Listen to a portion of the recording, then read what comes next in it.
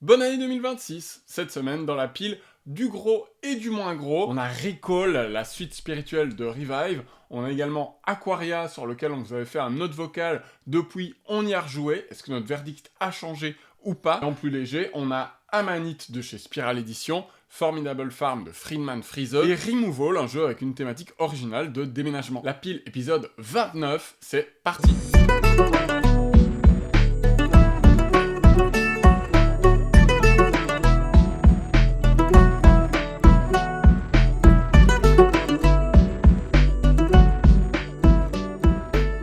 Alors, si vous avez suivi religieusement notre couverture d'Essen, et si c'est le cas, je vous en remercie, ça veut dire que j'ai pas dormi si peu pour rien, eh bien, vous vous souvenez peut-être que dans mon top des attentes, je citais en mention honorable, comme ça, rapidement, en deux portes, Removal, un jeu sur le thème du déménagement, pour lequel mes camarades m'ont un petit peu moqué en me disant « Mais Boris, qu'est-ce que c'est que ce truc ?»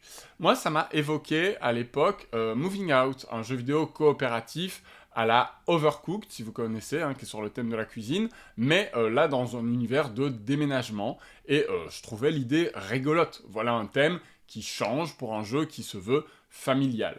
C'est édité chez Albi, c'est une copie presse qu'ils nous ont donnée sur le salon, et ce thème du déménagement, il y a évidemment plusieurs façons de le représenter mécaniquement. On pourrait imaginer un jeu de dextérité, par exemple. On pourrait penser à un jeu d'adresse ou de rapidité, un petit peu à la manière de Pick and Packers chez Oin Games, où on doit livrer des paquets en drone. Je ne sais pas si vous avez vu passer ce jeu rigolo sur les réseaux, mais là, Albi, ils ont pris une autre voie, plus cérébrale, celle du draft ouvert de tuiles et de la pose de polyomino façon Tetris, qui fait sens aussi, mais qui d'emblée paraît forcément moins original et qui vient atténuer un petit peu l'excitation que provoquait le thème chez moi.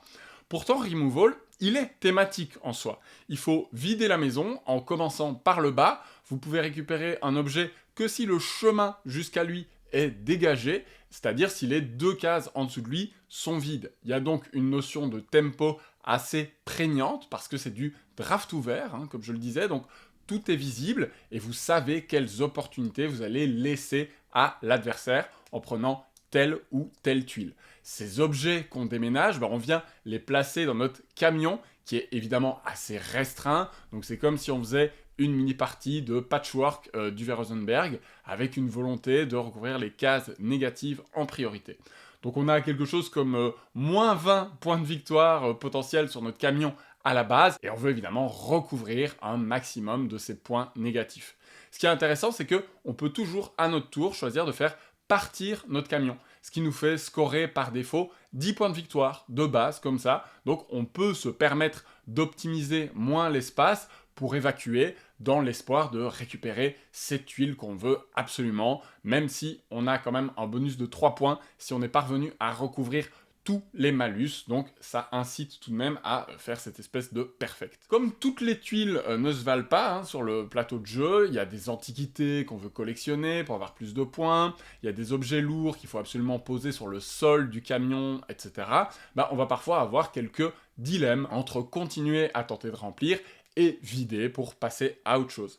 Et un autre élément intéressant, c'est la possibilité de rejouer en plaçant dans son camion une tuile pourvue d'un symbole que ce camion contenait déjà. En fait, il y a 8 familles d'icônes dans le jeu qui représentent les propriétaires des différents machins qu'on veut déménager. Donc dès qu'on a une paire d'objets qui appartiennent à une même personne, on rejoue. Donc ça combotte un petit peu. On a aussi 3 petits pouvoirs à dépenser pour s'affranchir des contraintes de prise ou de pose du jeu, notamment pour éviter de casser les objets fragiles qui s'abîment si on pose des choses dessus, par exemple. Et c'est d'ailleurs cette règle-là, la règle des objets fragiles, la règle la moins intuitive du jeu. C'est dommage, parce que le reste est plutôt élégant en soi, mais vraiment cette règle, j'ai dû la relire plusieurs fois, et je suis toujours pas sûr de l'avoir bien comprise. Bon, à part ça, Removal, c'est un jeu sympathique, une sorte d'alternative à Patchwork, comme je le disais, sans le côté montée en puissance des revenus, mais avec plus de thèmes, pour le coup. Il a le bon goût d'être fluide, de pas être trop long. Il y a 3 manches, donc une grosse demi-heure à 2 joueurs, et le thème est rigolo, et les visuels colorés. Maintenant, c'est évidemment pas le jeu de l'année, les décisions, elles restent assez simples, pas bien excitante ni palpitante, la réflexion va pas très loin, l'interaction indirecte elle est plaisante, sans pour autant qu'elle prenne sens à être pratiquée à plus de 2 joueurs. Voilà, ça reste qu'il s'agit d'une manière originale, hein, comme le faisait remarquer mon camarade Perco de Canard PC, d'inviter tes amis pour leur faire comprendre que tu as besoin d'un coup de main pour déménager le week-end prochain. Donc Removal, il va venir démarrer la pile, voilà, un petit jeu sans prétention, assez coloré, sympathique, mais qui, au-delà du thème, n'a pas grand-chose de bien neuf ou excitant à proposer. Il y a 2 épisodes dans la pile numéro 27, hein, à propos de Fortunes of Scoundrel Bay. Je parlais de l'école norvégienne du jeu de société, avec à sa tête Christian Amundsen Hodsby. Et ben cette école, elle a à nouveau frappé fort au dernier SN avec Recall. Recall, c'est en quelque sorte la suite spirituelle de Revive. Et Revive, c'est pour moi un Eurogame marquant, que j'ai pourtant mis du temps à appréhender.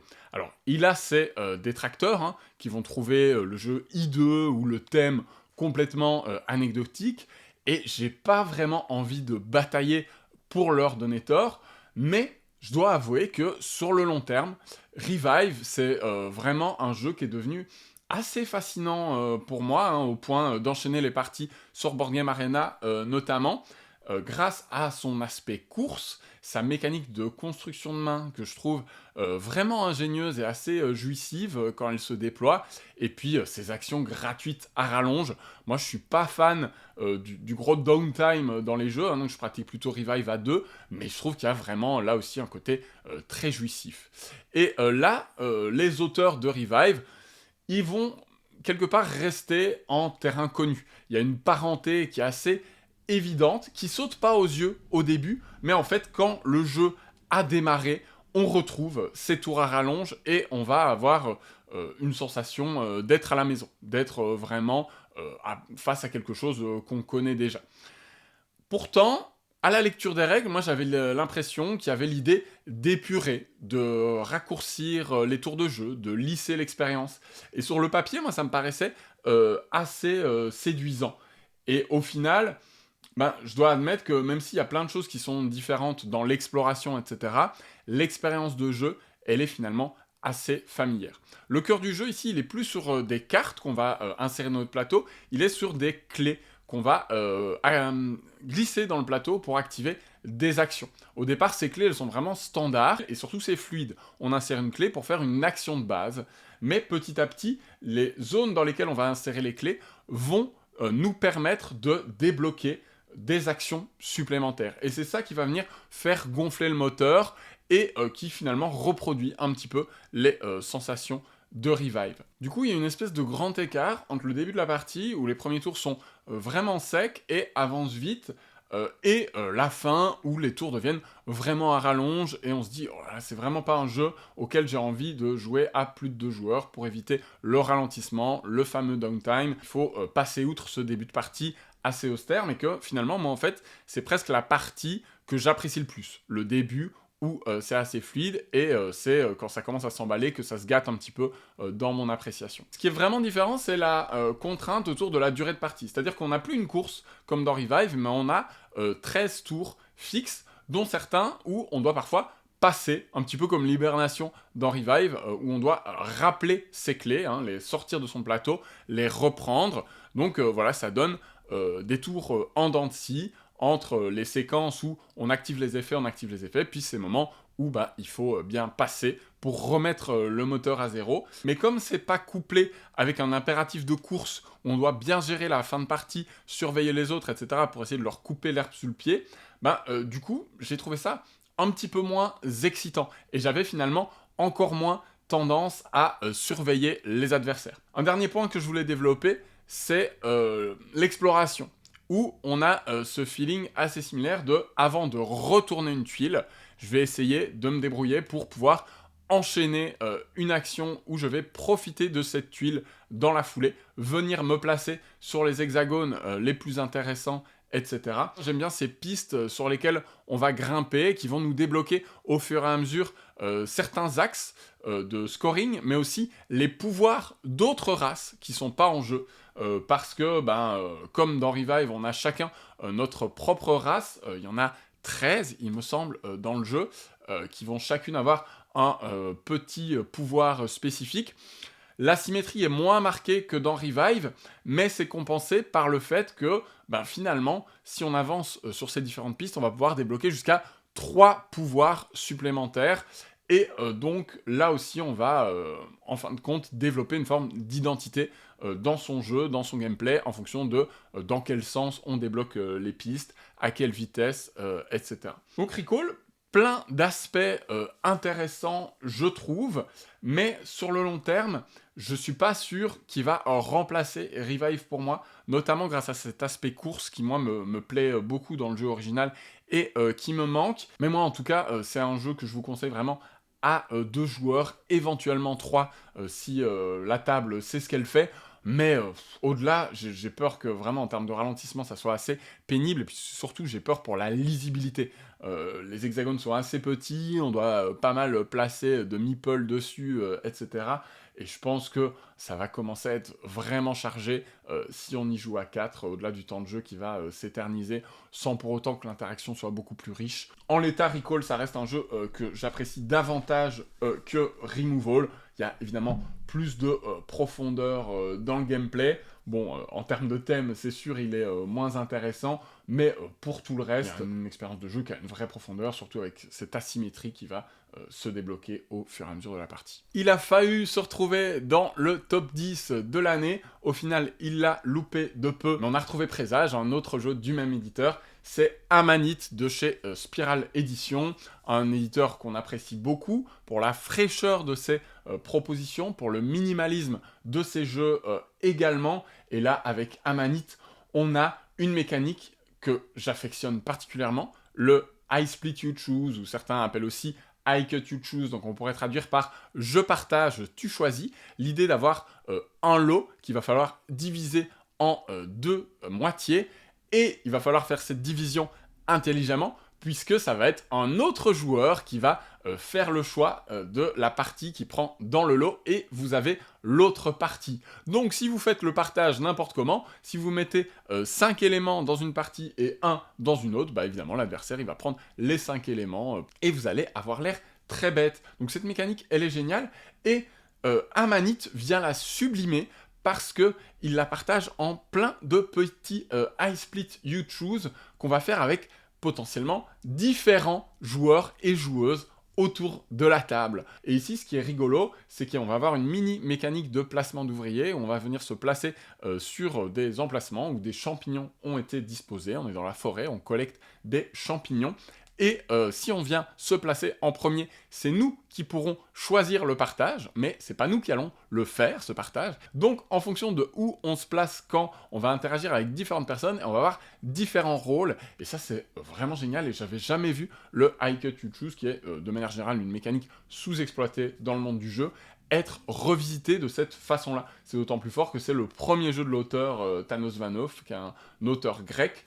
C'est un jeu qui a gagné le concours de Boulogne-Billancourt, qui a été repéré comme ça par Spiral Edition, et je trouve l'histoire assez jolie, et je trouve ça hyper encourageant de voir qu'un auteur dont c'est le premier jeu peut arriver et complètement bousculer, venir revisiter une mécanique dont on pensait avoir un petit peu fait le tour. Un autre aspect vraiment enthousiasmant de Amanite, c'est qu'il va mixer cette mécanique avec de la déduction, mais de la déduction sociale. Vous n'êtes pas du tout face à un jeu de Johan Levet où vous avez des informations fermées et vous devez faire une sorte de tableau Excel pour dégager le vrai du faux et en tirer des conclusions. Ici, vous devez observer les autres joueurs, comme dans un jeu que j'adore qui s'appelle Metropolis, où en fonction du comportement de qui vient se placer où, etc., on va essayer de savoir qui a quel objectif. Et là aussi, on ne connaît pas les valeurs des champignons au début de la partie. Il y en a des positifs, il y en a des négatifs, il y en a même certains qui sont très dangereux, qui peuvent nous faire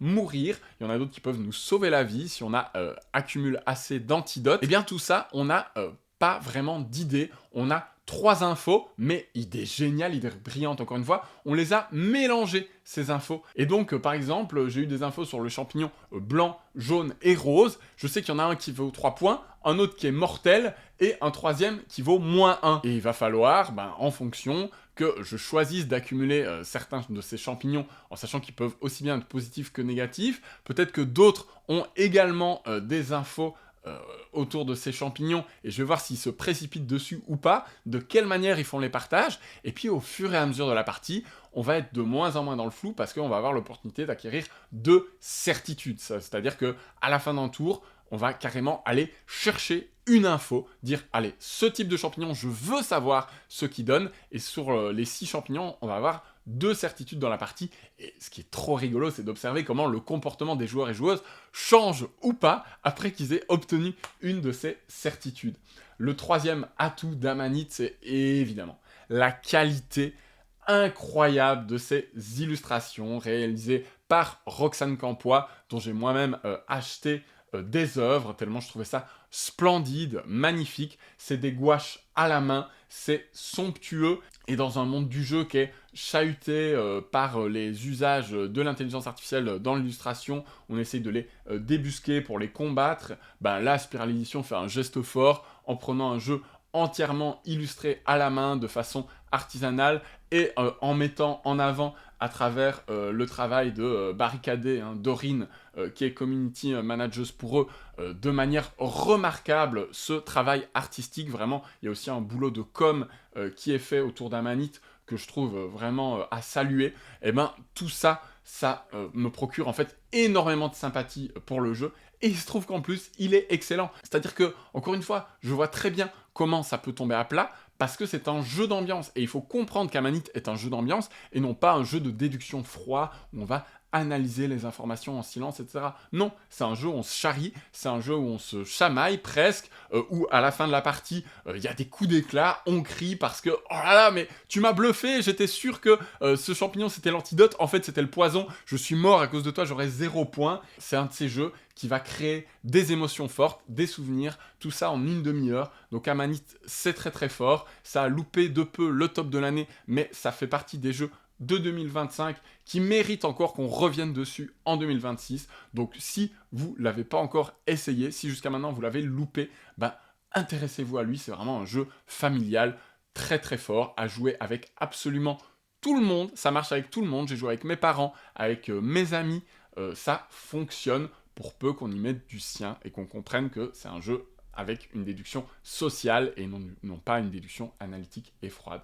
Amanite, c'est splendide, c'est vraiment très chouette, et ça vient au-dessus de la pile. Je trouve ça beaucoup moins froid que Recall, beaucoup plus fort en émotion, et même si Recall a un système de jeu très profond, etc., ça reste un jeu qui me met à distance, là où Amanite me fait passer un excellent moment avec les personnes autour de la table, et c'est quand même pour ça qu'on joue à des jeux de société, je pense. On est à la moitié de cet épisode, le moment pour moi de vous rappeler que si vous appréciez mon travail, vous pouvez me soutenir gratuitement avec un petit j'aime, un petit commentaire et surtout un abonnement à la chaîne. Si vous n'êtes pas encore abonné à la chaîne, n'hésitez pas à le faire. Et puis, vous pouvez aussi nous soutenir financièrement sur ko-fi.com/rue du jeu. Il y a plusieurs façons de nous soutenir. Il y a des dons ponctuels, des dons mensuels. Vous pouvez aussi participer à une tombola pour gagner 60 € de lot de jeux parmi des jeux que je sélectionne, que j'apprécie et que je vous recommande. Et puis n'oubliez pas aussi, si c'est important, d'aller faire un tour sur goldenmeeple.be. Golden Meeple, c'est une boutique belge indépendante qui soutient la chaîne, et Golden Meeple, ils font un travail incroyable d'import et de recherche de jeux un peu passés sous les radars, qui font venir de très loin, ils se donnent beaucoup de mal pour envoyer des gens au Tokyo Game Market, etc. Allez jeter un œil à ces jeux que vous ne trouverez nulle part ailleurs, il y a vraiment des pépites. On continue la pile et je poursuis avec Aquaria. Alors dans le paysage ludique, il y a les auteurs renommés dont on va surveiller le travail par défaut, comme ça, les Stefan Feld, les Rainer Knizia, etc. Mais il y a aussi parfois des nouveaux auteurs qui vont frapper très fort dès leur début, et c'était le cas de Thomas Solek en 2024 avec SETI. Alors même si moi, je suis pas trop client de SETI, il faut admettre qu'il s'est hissé dans le top 30 de Board Game Geek en un an, c'est quand même pas rien, et ça donne forcément envie de surveiller ces jeux suivants. Du coup, ce Aquaria, on l'attendait au tournant, hein. Il est publié par Delicious Games, qui n'en sont quand même pas à leur coup d'essai. Alors, rappelez-vous l'historique. D'abord, il y a Sylvain, qui fait partie de l'équipe, qui l'essaye à Vichy et qui se montre très froid. Il y a Mounir, qui a quand même envie d'y croire et qui va le placer dans son top des attentes d'Essen. Et puis on reçoit une copie en version française d'Intrafin qui me permet d'enfin livrer cette critique. Alors, Aquaria, c'est essentiellement un jeu de construction de tableau dans lequel vous allez placer des cartes de flore et de faune marine sur votre plateau personnel. Vous essayez de former un banc de poissons le plus grand possible, vous essayez d'entourer les anémones de poissons clowns, les algues avec des cartes de couleurs différentes, etc. Donc c'est un jeu qui est assez solitaire dans son ressenti, dans lequel l'interaction, elle se veut plutôt indirecte, c'est-à-dire on va avoir du contre-draft dans la rivière de cartes, potentiellement, on va avoir des petites courses pour récupérer des jetons sur la piste de connaissances, ou une diminution des bonus associés à l'action qui semble intéresser votre adversaire si vous la sélectionnez avant lui. Parce qu'à votre tour, en fait, vous pouvez poser votre jeton d'action où vous voulez, mais si vous le placez sur une roue adjacente, il y a plusieurs roues d'action dans le jeu, vous allez bénéficier du bonus de cette action, et puis vous réduisez ce bonus. Et comme chaque roue est adjacente à seulement 2 autres, on a un petit peu de visibilité sur la zone où l'adversaire souhaite potentiellement aller. Et il y a un petit jeu de chat et souris qui peut s'initier, même si ça reste très léger, et ça justifie pas pour moi, encore une fois, d'y jouer à plus de 2, et ça se joue très bien en solo aussi, d'ailleurs. On va monter sur des pistes, on va se créer un petit moteur avec des filtres de couleurs sur le côté de son plateau, dont on pourra déclencher les effets, je dirais, 3 ou 4 fois dans la partie. On va aussi récupérer de quoi nourrir nos poissons pour gagner des points à chaque manche, essayer de bien gérer notre jauge d'oxygène, qui est la monnaie du jeu et qui peut nous faire gagner des points si on active ces effets de filtre au bon moment, ou à l'inverse, nous en faire perdre si on a mal anticipé notre activation. Le rythme du jeu est plutôt bon, hein. Il se joue en une grosseur à 2 joueurs, on fait 4 fois 4 actions, chaque action est disponible en 3 niveaux de puissance différents, coûtant de 0 perles pour les plus basiques d'entre elles, à 4 perles pour poser 3 cartes d'un coup, par exemple. Du coup, ça c'est une économie que j'ai bien aimée, parce que ça oblige à alterner entre des actions faibles, où on va collecter des perles, et des actions plus fortes qui vont nous coûter des perles. Et moi, je vais vous le dire honnêtement, après avoir vu certains retours, je m'attendais à moins bon que ce à quoi j'ai joué au final. Alors le jeu, il souffre forcément de la comparaison avec SETI, il a moins d'ampleur, il est moins épique, il est moins rejouable, etc. Il est aussi moins long, et si on le prend pour ce qu'il est, en fait c'est un puzzle solo, tout à fait correct, voire plaisant, dans le sens où, moi, honnêtement, je ne m'ennuie pas quand j'y joue. Le casse-tête d'optimisation, il est intéressant, j'aime bien le placement de cartes, j'aime bien le moteur qu'on construit avec les filtres, la synchronisation avec la montée de la piste d'oxygène pour activer tout ça au bon moment. Et j'aime beaucoup moins la mécanique des molettes à tourner pour qu'elles pointent la couleur indiquée par la manche, hein. Vous nous avez peut-être entendu débattre à propos de cette mécanique-là avec Fiona, Miss Meeple Board Game. Moi, je trouve cette mécanique alambiquée, inutilement fastidieuse, pas toujours lisible. Je l'aurais volontiers enlevé du jeu, mais bon, ça c'est mon avis. Et je suis pas non plus convaincu par la piste de connaissance à la Newton, sur laquelle on peut choisir entre plusieurs embranchements, parce que je trouve qu'en fait on atteint la fin de cette piste assez facilement. Donc pour moi, elle manque un petit peu d'enjeu. J'aurais aimé qu'il y ait plus de tension aussi sur la nourriture pour poissons, parce qu'on en récupère vraiment des caisses, on embrasse des camions et des camions, les couleurs de boîtes, jaune, vert, bleu, ça semble un petit peu artificiel, d'autant plus qu'on peut faire des conversions à du 2 pour 1 à tout moment. Donc voilà, Aquaria, c'est pas du tout un mauvais jeu, il est pas désagréable à jouer, et le plus dommage, je trouve, c'est que ces nouvelles idées, elles se trouvent pas très convaincantes, ou finalement elles ont peu d'impact sur les sensations de jeu. Donc typiquement, les molettes ou les roues de bonus, qui ont l'air d'être au cœur de l'expérience de jeu au départ, elles se révèlent assez anecdotiques pour moi. Donc je trouve le jeu sympathique, mais je suis convaincu que Thomas Solek est capable de bien mieux. Donc on continuera à le surveiller, mais voilà, ça n'a pas l'air d'être une œuvre majeure de sa part.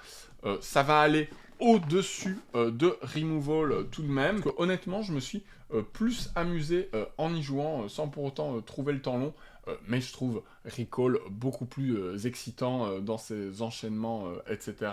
Je pense aussi que Recall est beaucoup plus rejouable grâce à ses différentes races à explorer, son asymétrie qui arrive pendant la partie, etc.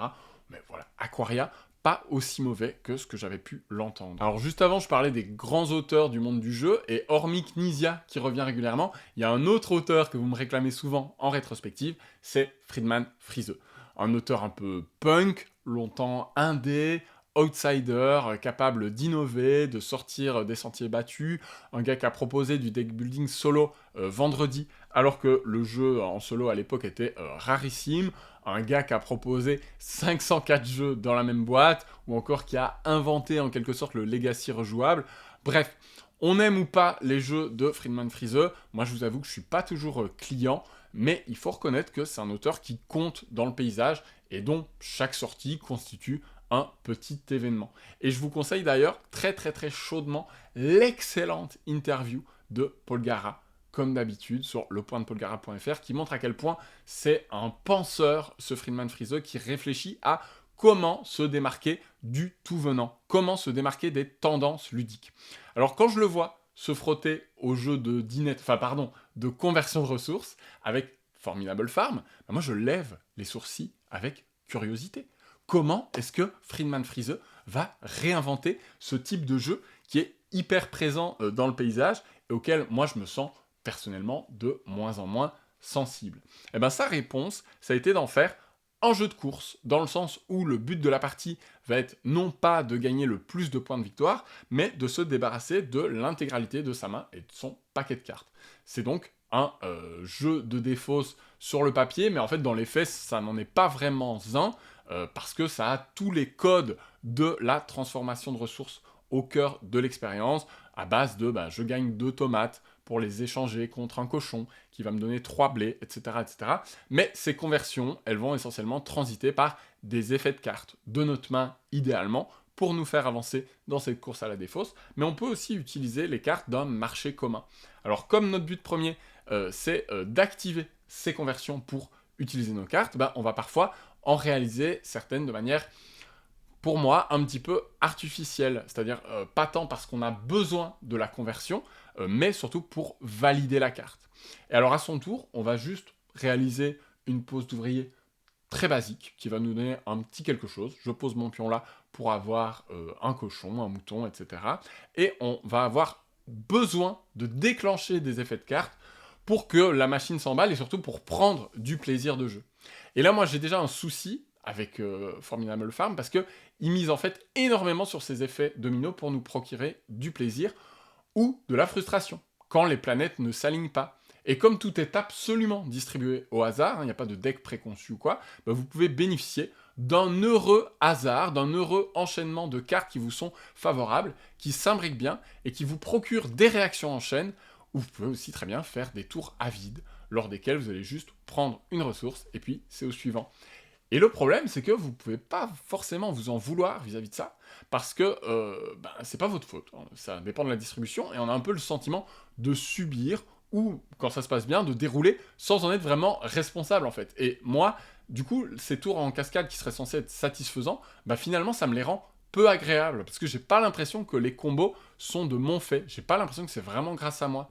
Et c'est par ailleurs un jeu très solo, même si c'est une course, parce que moi, j'ai aucun moyen de savoir ce que les autres ont en main. Parce que oui, de l'aveu même de Friedemann Friese, il le dit dans le podcast de Paul Gara, c'est 2 joueurs la meilleure configuration du jeu pour lui. Encore une fois, c'est un sujet récurrent dans cette pile, mais donc c'est pas une course dans laquelle il est utile de surveiller l'avancée de l'autre, parce que quoi qu'il arrive, on va toujours essayer d'avancer le plus possible, de faire le meilleur tour possible, de l'optimiser au maximum, et c'est pas comme s'il était utile quelque part de prendre son temps. Pas du tout. Je suis dubitatif, mais il y a tout de même 2 bonnes idées dans le jeu.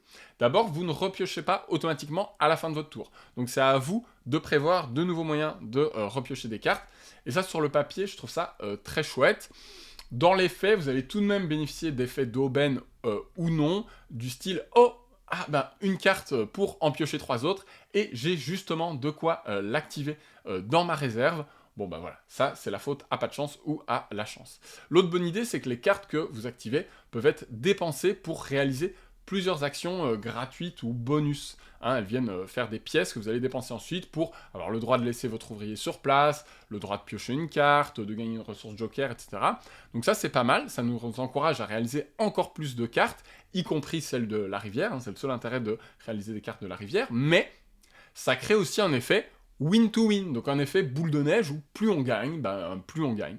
Parce que si on a des cartes qui s'imbriquent bien, on peut aussi réaliser les suivantes plus facilement, avec plus de latitude que ceux qui ont fait peu de cartes. Du coup, moi, dans mes parties, je trouvais qu'il y avait très peu de suspense. On sait souvent très vite qui va gagner, qui va l'emporter, c'est celui qui est en tête, et on attend que ça se termine. Alors ça s'accélère en fin de partie, certes, parce que on a plein de pièces à dépenser, mais je trouve qu'on a quand même le temps de s'embêter pour moi.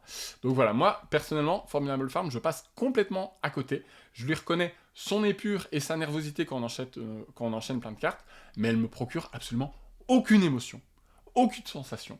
Et tout ça me laisse vraiment très froid. Et voilà, c'est très personnel, hein, évidemment, parce que j'ai vu plein de gens qui prenaient beaucoup de plaisir avec le jeu, qui l'adoraient, voire qui l'encensaient. Mais moi, Formidable Farm, j'aime autant jouer à Removal, qui lui a un vrai thème, et une interaction qui fait plus sens en fait pour moi. Grâce à son système de draft ouvert, je vois les tuiles que peut prendre mon adversaire, et là, je peux interagir avec eux, je peux les bloquer, je peux avoir une prise de décision.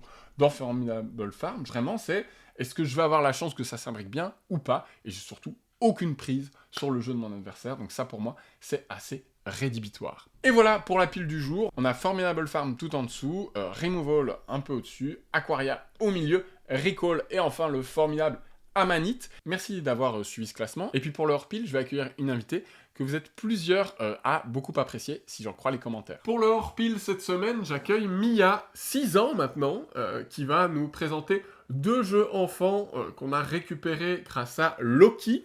Loki, la branche jeux enfants de Yellow. On les remercie pour ces copies presse. Oui, c'est de très belles illustrations et de très beaux jeux adaptés aux enfants. Ok, tu veux commencer par lequel? Bout parti. Bout Party, c'est un jeu de Florian Siriex qui avait notamment fait L'île des Mookies et de Benoît Turpin avec des illustrations de Benedetta Capriotti. C'est un jeu à partir de 5 ans. Mia, qu'est-ce qu'on doit faire dans Bout Party? Dans Bout parti, il y a des déguisements. Les monstres doivent se déguiser pour que la voyante qui est là pour arrêter les monstres ne les reconnaisse pas. Et à chaque fois, la voyante va révéler une carte de monstre, un déguisement, que les monstres ne pourront pas mettre. Et il va falloir se souvenir. Donc c'est un jeu de seul contre tous. La voyante, elle joue en solo. Les monstres, ils sont en chacun pour soi. Ils essayent chacun de ne pas se faire attraper. Et la voyante, à chaque tour, elle va avoir cette phrase. 1, 2, 3, faites attention à moi. Pendant qu'elle compte, tous les monstres sont en train de vite essayer de récupérer un déguisement au milieu. Plus ça avance, plus on doit éviter des déguisements. Et plus on a de chances de se faire attraper parce qu'il y a de plus en plus de déguisements qui nous sont interdits.